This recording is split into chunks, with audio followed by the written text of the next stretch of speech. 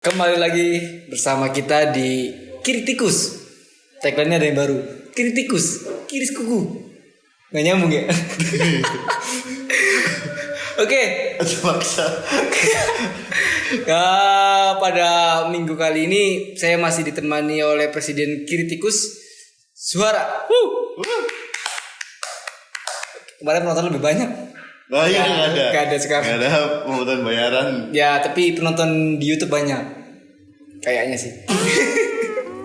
Tapi banyak yang sewasi. Apa sih? Biroco. baru mau nongol bos kayak nemen cak. Iya. Apa kita emang di sini independen. Gak punya fans. Kalaupun ada kita tolak. Berarti pendengar setia pun gak ada. Nggak ada. Pokoknya random aja ya. Iya, Random aja. Oke, untuk pendengar semuanya, selamat mendengarkan podcast pada minggu ini yang berjudul tentang review taktik debat pertama. Ceng. Ada judulnya gak? Tapi dari pesan editor katanya jangan terlalu banyak gimmick editan. Wah, emang itu pusing katanya. Itu mah ikut-ikutan aja. Oh, ikut-ikutan lagi jadi, hits, ada api. Gak perlu ada tuh. Gak perlu ada ini. Yang bisa diganti sama pot. Gak perlu ada orang di sini bisa gak bisa. Kemarin nyaji datanya bagus, nanti lihat. Oh iya, bagus. Ada jadi kayak nomor pertama berapa, kedua berapa. Tapi katanya mau disensi. Karena terlalu susah. Oke. Pada minggu kali ini kita akan review debat pertama, karena debat pertama ini pilpres ya. Banyak sekali komentar-komentar netizen nih, baik dari kubu 1, 2, 3. Dan Presiden Kritikus baru tadi nonton debatnya. Iya, kalau saya langsung live nonton debatnya dan seru debatnya. Ada yang pernah bilang kok Prabowo kurang ya sekarang gitu kan. Oh, ternyata baru sadar karena dulu lawannya cuma Jokowi. Iya. Kalau sekarang lawannya udah ada Anies sama Ganjar. Iya. Jadi kesannya ini sangat kompetitif. Dan Anies juga dulu unggul karena Islam sih. Lawannya Ahok sih. Oh iya. Iya kan? Ya. Ya. Sekarang nggak bisa politik identitas. Nggak bisa. 212, 122 nggak bisa. Nggak bisa. Semuanya harus clear itu ya. Iya. Oke, kita masuk ke dalam pertanyaan pertama nih untuk Presiden Kritikus. Dari debat kemarin, kalau dikelompokkan nih, cara main ataupun taktik dari 3 paslon ini menurut Presiden kayak gimana? Saya nomor 2 langsung. Jangan langsung. Nomor 2 langsung. Jangan. Nomor 1 dulu. Satu dulu. Kedua aja yang paling gampang. Oh ya, gampang dulu 2. Paling gampang nomor 2. Karena yang paling disorot nomor 2. Nomor 2 paling disorot kemarin. Saya baru nonton soalnya. Jadi nomor 2 ini seperti ini, seperti dia menang di atas kertas sih. Menang di atas kertas. Menang di atas kertas. Belum tentu di lapangan menang. Iya. Okay. Jadi dia punya nama besar. Pas di lapangan tiba-tiba melempem. Karena baru pertama visi misi harus dijatuhkan. Oke. Iya. Karena dari paslon pertama langsung kalau pertandingan bola tuh kick off langsung nyerang. Luar biasa. Kalau yang nomor 1 nih kayaknya kayak Newcastle kayaknya nih. Apa tuh Newcastle? Keren awalnya. Tapi ujung-ujungnya kalah sih. Gugur. Bisa jadi gugur ya? Gugur juga. Gugur punya tempat. Oke. Meskipun secara pertandingan bisa kelihatan bagus. Oke. Karena kalau di sepak bola pun yang permainan bagus belum tentu menang. Ya, bahkan kadang-kadang nyerang terus tiba-tiba di counter langsung kalah. Bobolan. Karena defense-nya jelek. Iya. Oke. Kalau yang nomor 3 itu seperti Arsenal zaman Wenger. Targetnya 4 besar sih. Gak penting juara. Mending selalu ada tampil di champion, rutin. Dan kebetulan merah juga sih. Oke. Kebetulan merah juga. Iya. Warnanya. Tapi kalau dari debat pertama nih ya. Debat pertama kalau kita analogikan sebuah pertandingan sepak bola. Dari paslon kedua ini kan tadi kita jangan 2 dulu. 1 dulu. Katanya gampang. Iya paling gampang. Oh iya 1 dulu. Paling gampang. 1 dulu ini kan visi misi langsung counter nih. Langsung counter attack nih ya.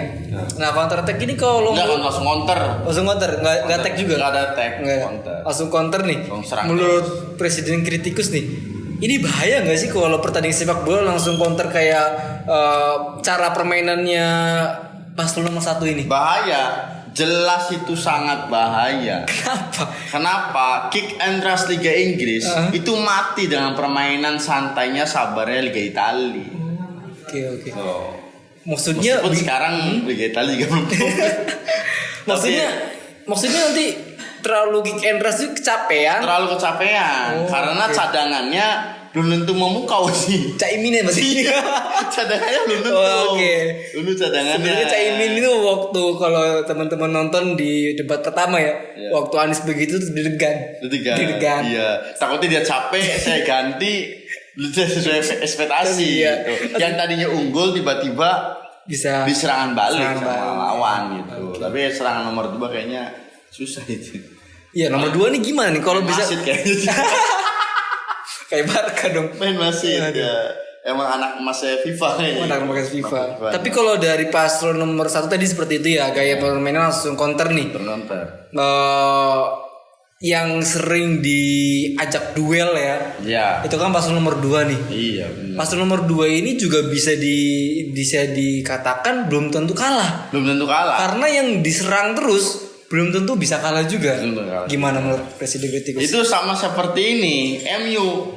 MU zamannya ini Ferguson.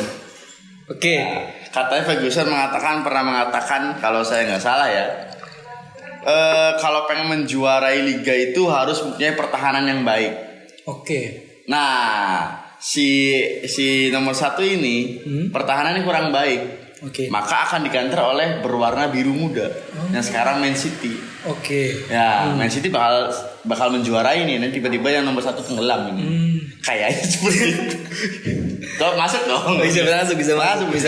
Dan yang nomor 3 tetap Arsenal. Tetap Arsenal. Nyari aman terus. Udah sesekali nyerang lah, sesekali juara FA ya. Tapi kan kalau bisa dilihat dari debat pertama ya. Itu kan paslon nomor 2 dibombardir nih. Iya. Tapi kan selain dibombardir ternyata kepancing juga emosinya nih. Iya. Kan ada di beberapa sosial media itu kan kepancing kayak. Iya. Tapi satu juga kan gitu. Ya, itu gimana? Apakah ini bisa dikatakan keberhasilan paslon nomor 1 karena bisa mancing emosi nomor 2? Nah, itu strateginya. Emang strategi seperti itu, menyerangnya bukan menyerang menggunakan taktik. Tetapi menggunakan rasis. Bukan rasis namanya. Dipancing. Iya, mancing emosi terus. Dengan counter dalam permainan sepak bola kan perlu juga tuh. Mancing kestabilan emosi lawan ya. Ketika lawan emosi udah nggak stabil, nyerangnya lebih enak. Karena dia sudah tidak fokus lagi bermain. Sampai yang pemain cawapresnya itu kan akhirnya kalau di pertandingan sepak bola tuh kalau lagi diserang terus ya, diserang terus tapi nggak jebol, itu kan kipernya langsung giniin supporter kan biar atmosfernya. Itu kalau di luar sih. Kalau di Indonesia itu sebenarnya yang gini cawapres itu gini tuh lempar botol. Berharap chaos. Iya, lempar botol akhirnya pertandingan ditunda. Itu dan kedudukan 0-0. Strategi. Makanya KPU itu sama dari moderator langsung hadirin dia mohon tenang. Dia tenang. Padahal dia bukan hadirin, bukan. Pemain juga padahal dia. Pemain ke-12. Banyak. Aduh. Nah ini 1 udah 2 udah 3. Anjir. Tapi kan belum tentu juga ada beberapa kalau misalkan di pertandingan sepak bola atau pertandingan lain itu disebut dengan kuda hitam. Kuda hitam kan tidak diperhitungkan di dalam pertandingan tapi bisa menang nggak? Jangan-jangan Ganjar dan Mahfud ini pakai strategi kuda hitam. Apakah setuju dengan pernyataan saya seperti ini? Enggak. Kenapa? Arsenal tidak pernah jadi kuda hitam. Dia tetap mempunyai nama besar dan tujuannya adalah yang penting tampil di publik, bisnisnya lancar sehingga eksis di dunia manapun. Tapi pernah kan ada kuda hitam yang bisa juara? Pernah. Yunani 2004 Leicester. Terus Porto itu ngalahin Portugal ya. Portonya Mourinho. Oh iya, Porto 2004 lagi kacau itu. Lagi kacau. SBY juga kan kacau. Tsunami 2004 emang bahaya sih.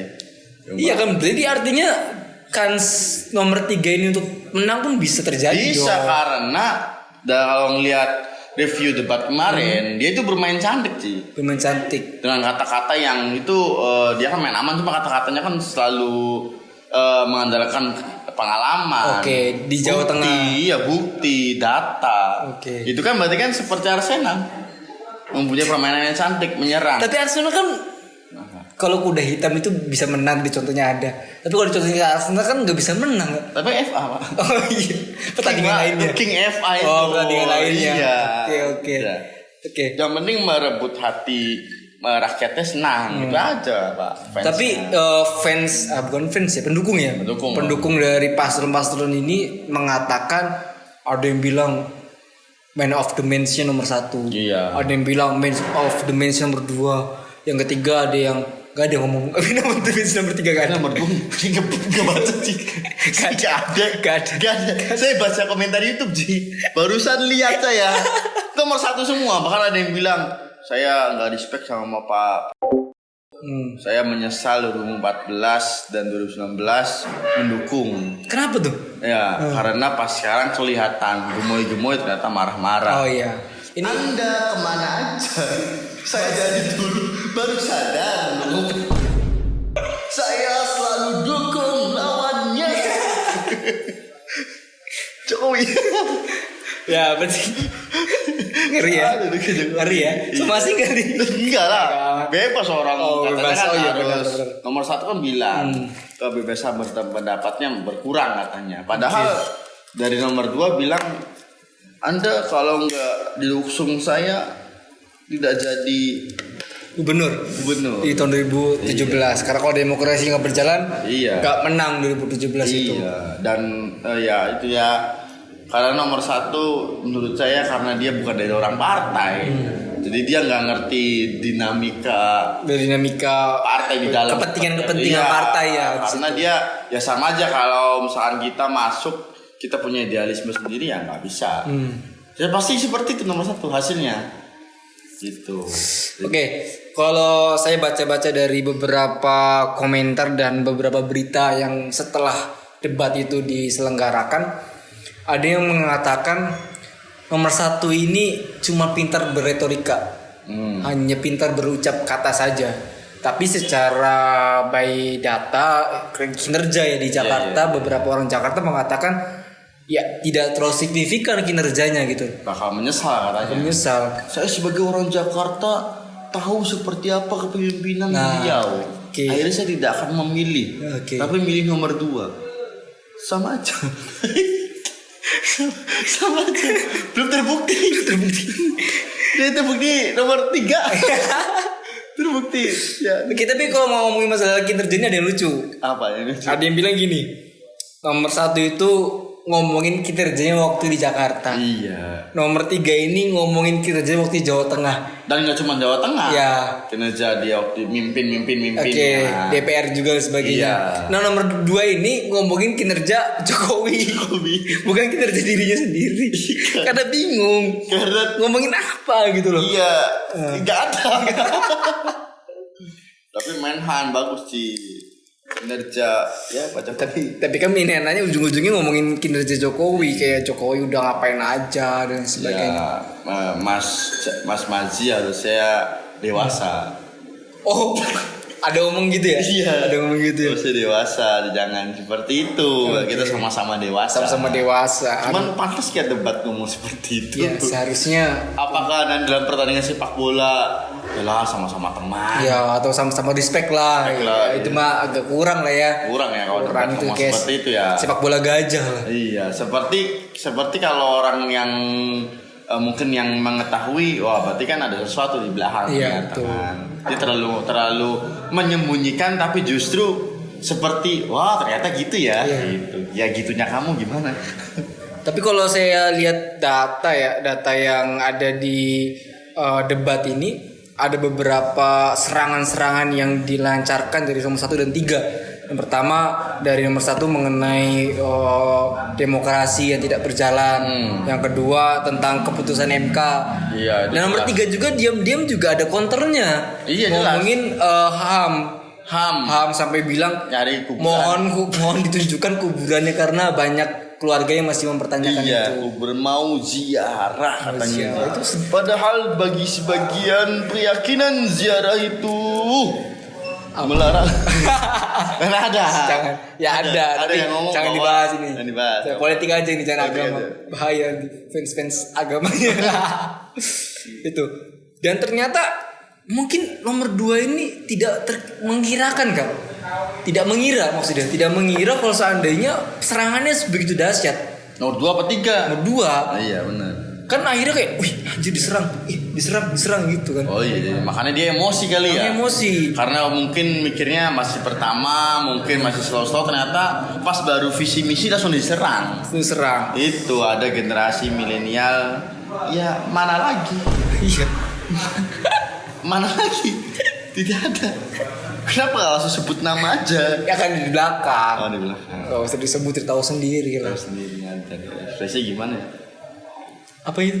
Oh, ini. Lempar. Ayo lagi gitu. Aduh. Oke. Dari 3 calon ini sebenarnya sudah tahu nih karakter masing-masing dari cara debatnya. Makanya mungkin di debat yang kedua, menurut Presiden kritikus nih, apa yang perlu disiapkan dari debat kedua agar tidak mengulangi kesalahan-kesalahan di debat pertama, ataupun mempersiapkan apa untuk tampil lebih optimal di debat kedua? Kayaknya lebih cari materi kesalahan lawannya. Karena yang pertama itu dari kesalahan lawan. Jadi cara ini ya blundernya. Gimana caranya? Jadi gimana kalau saya pernah nih kayak buat nama anak sih. Nama anak itu saya nggak nyari doa sih. Terus tapi nyari gimana kalau namanya ini nanti kemungkinan diejeknya apa ya? Nah itu bisa jadi kita mau menyampaikan kira-kira nanti kalau ngomong seperti ini diserangnya apa ya gitu. Meskipun sudah pasti diserangnya HAM, etika itu udah pasti diserang terus tuh ya. Karena ya kesalahan udah pasti tuh. Karena ya seperti itu nyarinya. Berarti yang dipersiapkan dari blundernya lawan, iya. Kesalahan lawan ini. Nyari kesalahan lawannya udah tim suksesnya nyari kesalahan lawan. Tapi menurut Presiden kritikus nih, kita kan sebagai namanya kontennya kritikus juga nih ya. Sebenarnya sah-sah nggak sih kalau seandainya kita kalau debat itu lebih nyerang daripada menampilkan visi misi dan sebagainya. Menurut Presiden kritikus gimana? Bukan sah-sah aja, cuman nggak kurang enak ya. Kurang enak, terlalu bombardir gitu. Iyalah kurang. Ibaratnya kok nyari kekurangan orang, bukannya mengunggulkan produk sendiri. Sama seperti misalkan dan terbaru deh ada salah satu motor tuh yang gampang patah tuh. Oke. Paham kan? Paham. Itu kan yang kompetitornya kan tidak mencari kesalahan. Jangan beli motor ini, ntar patah enggak. Tapi lebih mengunggah produknya. Udah beli ini aja, ini kuat. Tanpa membicarakan itu patah. Tanpa menggunakan itu lemah gitu. Pasti mengunggulkan diri sendiri, malah mengunggulkan produk yang diinikannya. Tapi ada kompetitor yang lain yang tetap gagal sih. Itu balap. Tapi kalau bisa lihat di beberapa sosial media, ini yang seru katanya. Banyak digoreng gitu loh. Potongan-potongan di TikTok, potongan-potongan di Facebook, di Twitter, di X itu. Ya itu banyak tuh yang banyak kan? Banyak banget gitu. Kayak lagi gitunya. Bahkan saya kan nggak nonton tuh, debat nggak nonton. Ya. Ya munculnya kayak gitu-gitu semua. Oh berarti sebelum nonton debat full, nonton cuplikan-cuplikan dulu? Nggak nonton cuplikan. Terus muncul Pak. Gak sengaja di sosial media sendiri, ya muncul. Buzzer lah ya. Ada debat gitu loh. Harus tanya dulu dong kenapa nggak? Oh iya kenapa? Presiden kritikus nih harusnya nih kayak ibaratnya pengamat sepak bola tuh nggak lihat live-nya gitu. Kenapa? Iya karena sudah tahu. Bakal ya seperti itu, tidak menunjukkan bahwa menjual diri sendiri. Produknya keunggulannya tidak mengatakan program seperti apa, meskipun ya malah saya sekarang malah merindukan janji. Sekarang jarang ya pemimpin yang ngomongin saya janji akan apa? Bensin gratis. Gak mungkin ya. Tapi ada loh janji yang agak menurut saya nih, ini nggak tahu teman-teman matematikanya gimana. Janji nomor 2 lah. Agak impossible bagi saya. Apa? Yang susu sama makanan gratis. Karena saya kan orang ekonomi nih ya. Iya. Orang ekonomi kalau emang per hari ya, maksudnya jam-jam sekolah, misalkan sekarang sekolah kan 6 hari ya. 5 hari iya, dengan 5 hari. jumlah SD, SMP, SMA, jumlah sampai santri juga ya. Sampai balita juga. Itu kan ada kurang lebih berapa juta orang gitu kan. Dikasih makan susu, makan gratis. Itu per hari kan jebul APBN, Pak. Tapi dulu saya waktu SD dapat kan. Tapi kan jumlahnya beda sekarang. Enggak setiap hari. Momen saya tertentu kan. Enggak momen tertentu, emang seminggu itu misalkan setiap hari Rabu. Seminggu sekali dapat bubur kadang-kadang. Ya gimana sekolah menginginkan aja. Ini programnya janjinya per hari enggak sih? Enggak tahu saya. Ya intinya kalau ada tuh cuplikan. Iya. Ada beberapa cuplikan itu yang menghitung matematikanya kan. Kalau nggak salah tuh menghabiskan 300 triliun untuk program itu. Karena satu harinya 1 triliun. Triliun loh ini, bukan miliar, triliun. Padahal itu bisa ya. Nah, apalagi kan ini bisa dikatakan kalau ada program pemerintah yang lebih memberi, itu banyak tuh tender-tender yang akan menjual diri, kayak nanti ujung-ujungnya susunya bisa basi lah, makannya nggak layak lah karena mungkin korupsi kan. Susu 1.000 ditulisnya 80.000. Nah gitu-gitu kan akhirnya malah banyak menimbulkan ya korupsi baru. Makanya udah mendingan ini aja, cari celah yang kira-kira bisa membuat seperti pancingan Ji. Oke. Ini ada ya yang mengatakan, oh saya inget banget itu nomor 2 lagi ya. Enggak, kita nggak benci nomor 2 kan? Iya, enggak, tapi maksudnya kebetulan banyak yang agak aneh gitu kan. Kenapa? Perlu dikritisi kan? Iya kan, yang kenapa? Saya lihat tuh di TikTok apa ya? Ada yang misalnya waktu ada yang pesantren, dana abadi pesantren yang ngasih duit cuma-cuma. Tapi ada pengurus pesantren itu mengatakan bahwa saya tidak mau. Karena saya tidak mau ikan, tapi saya maunya pancing.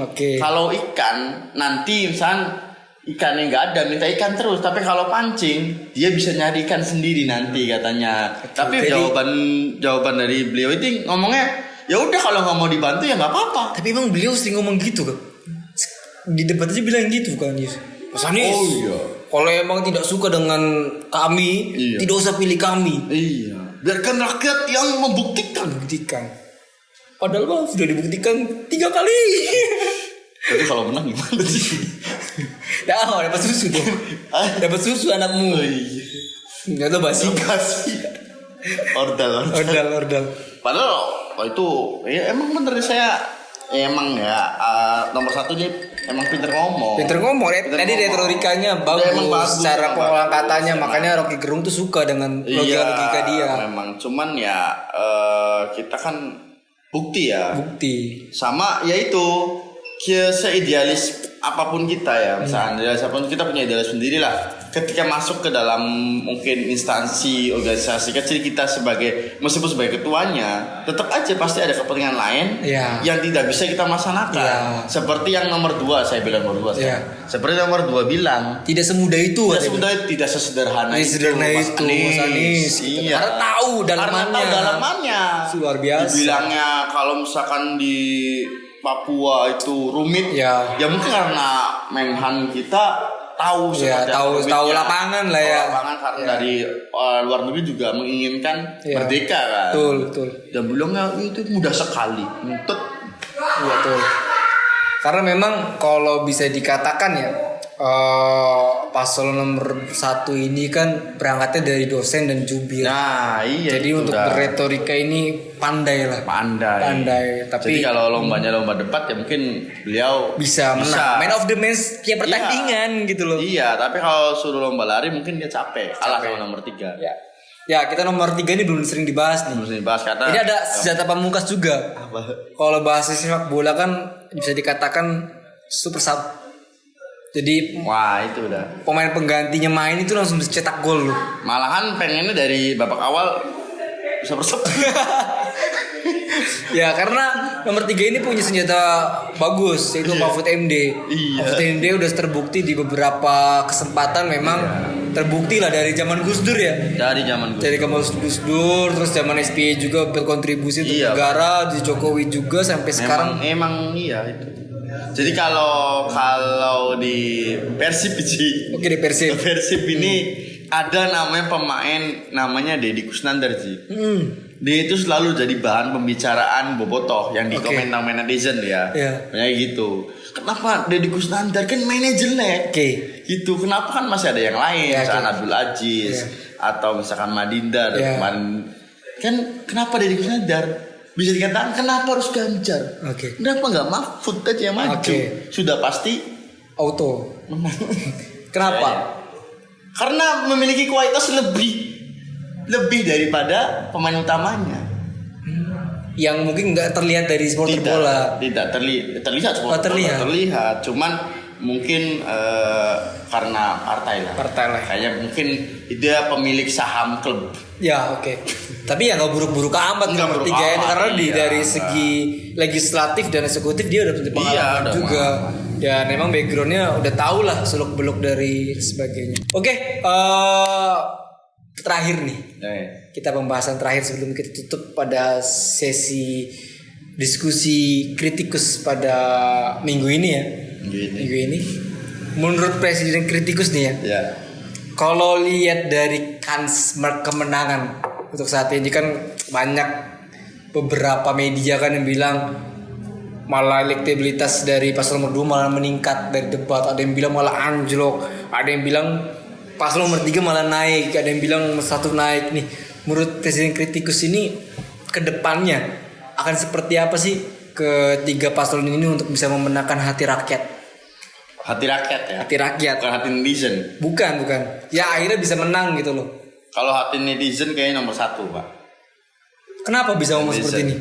Dari sebagian banyak, mungkin FYP yang muncul di saya itu banyaknya nomor 1 Pak.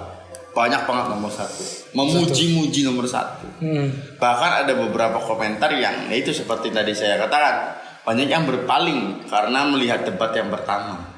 Cuman masalahnya rakyat kita se-Indonesia itu semuanya tidak membaca komentar. Iya betul.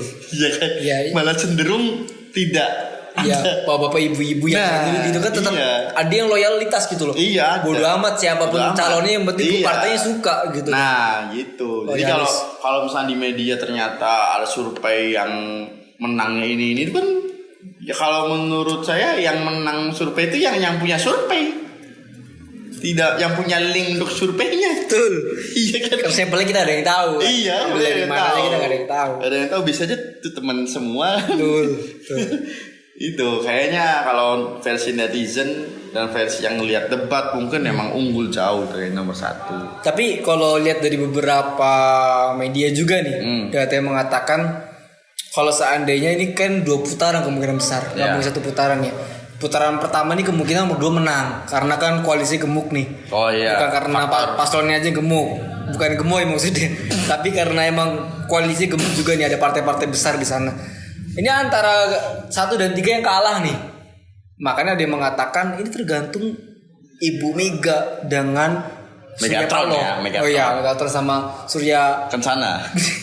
Surya 16 Somail. Surya Paloh ini bisa nggak bersatu 1 dan 3 ini untuk bisa ngalahin paslon nomor 2 di putaran kedua? Menurut Presiden kritikus kans itu akan terjadi nggak? Di politik tidak ada yang tidak mungkin. Meskipun PDI dan PKS nih, karena kan kadang berseberangan terus PDI dan PKS nih. Mungkin saja. Dulu waktu pertama Gerindra PDI aja bersatu, tiba-tiba dihianatin, akhirnya Gerindra berdiri sendiri. Meskipun ujung-ujungnya nyatu lagi.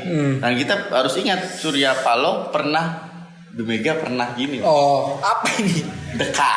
Partainya. Ya kan? Karena beberapa hal mungkin jadi ini.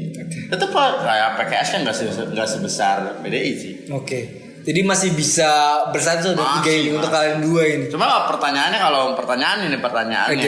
kalau misalkan si Surya Paloh mau bergabung dengan PDI dengan Bu Mega, apakah PKS melepaskan diri kalau ternyata emang dia nggak mau dengan PDI? Oke, kita ada di ujung obrolan pada Kritikus minggu ini. Untuk teman-teman Kritikus, jangan lupa subscribe dan like, dan mungkin bisa komen-komen juga di kolom komentar. Itu boleh kayak gini gak? Biar boleh paki-paki juga boleh. Oke, karena dilihat dari meja ini kita belum ada sponsor nih. Siapa tahu kan ada yang mau majang sesuatu di. Mumpung kita belum gede ya. Belum gede, karena udah gede kita sombong. Sombong amat. Kita pilih-pilih. Ngapain brand-brand gembel masuk ke dalam meja sini kan gak mau. Sekarang masih kecil, silahkan apa aja. Jadi produk makanan, minuman, rokok enggak, jangan-jangan lah. Enggak boleh. Jangan. Kita kan idealis. Oke. Sampai jumpa di Kritikus selanjutnya. Kritikus kiris kubu.